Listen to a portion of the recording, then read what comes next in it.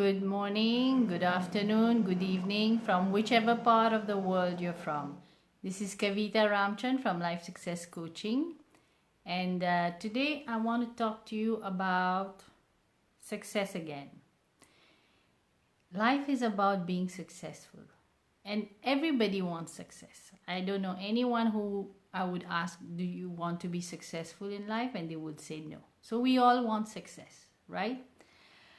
But let's compare success to something that can give you an idea what is success truly.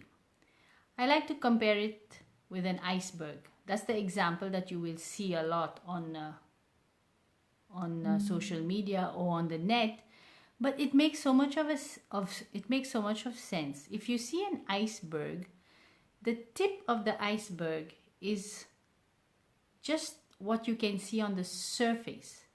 But the depth of that iceberg that runs deep, deep, deep down the ocean has so much depth underneath. So what people see is the tip of the iceberg. Let's say a person is very successful, or he has won the gold medal at the Olympics, or he's won a title, or he's come out first in something. He's achieved something. That's what people see. But what went behind the person's success? The hard work, the dedication, the discipline, every day, daily habits. This is what actually contributed to this person's success. A person who comes out number one in a race, gets a gold medal, he hasn't trained one day before. He's been training maybe for 4 years before the final Olympics. Like, if you don't practice a sport and you go on the field the last day, you're not going to be successful and just hope that you can win something if you haven't practiced, right? So success is truly in our daily habits. What do we do on a daily basis? What is our discipline on a daily basis? We have a choice. We have a choice to discipline ourselves and say, okay, I want to study. I want to study the habits of successful people. So I'm going to wake up 1 hour earlier every day and study what they do differently. How I can be successful like them. Because I'll tell you one thing guaranteed. If you want to get something that you don't have, go to the person who's already done it, who's already achieved that level of success that you are looking for. Because sometimes you go to someone who doesn't know, who is not successful himself or herself, and then you go to them for advice. It's no point, because they haven't lived it. See, the experience of it makes a difference. So if you want success, go to successful people. If you want to learn stitching, go to a tailor. Don't go to the barber. As simple as that. Because they won't have the experience of what the other person will have, right? So this is just a glimpse of what being successful is.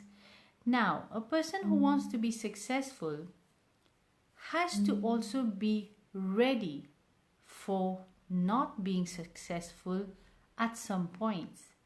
Because when we go for a competition, for example, we train. We go for the competition. Let's say we don't win. Do we give up? Do we just say, okay, I didn't win, I don't think I can ever win? Or do we go back and train again for the next competition? Do you know that Ed Hillary, the first person who climbed Mount Everest, he succeeded to reach the top on the 3rd attempt? He failed at the first attempt, he failed at the second attempt, but on the 3rd attempt he became a bit wiser. He took the guidance of somebody who lives in the mountains, a Nepali. So now think, how many of us would even attempt doing that a second time? So number of failures doesn't matter. What matters is, what are you working towards? Are you passionate about that? Do you want that? Because if you want it, you should not let frustrations and failures stop you. Thomas Edison, who invented the incandescent light, he failed 999 times. Some people say 9,999 times. I don't have the facts right. But how many of us would even cross 3 failures to go up to that? But just see, today he's given the world such a gift. You know, the purpose of life is not to live forever. The purpose of life is to leave something in the world that will live on way after we are gone from here. And that is your gift. And there's not a single person who doesn't have a gift that he can bring to the world, that he can leave behind and go. Stop being afraid of living your life. Be courageous. Be brave. If you want something, go for it. The way will always be shown. The way will be revealed. That is what faith is all about. Blind faith is not worth diddly. People will say, no, I have faith. God is going to do something for me. God is always doing something for you. He's working with and through you, but He's not going to do it for you. He's going to wait till you take the first step. So are you taking the first step? Are you going after what you want? See, there will be only 2 things in your way. What you want and what you don't want. Where is your focus? Are you focused and single-pointed focused on where you're going in life? What is your goal? What do you want to achieve?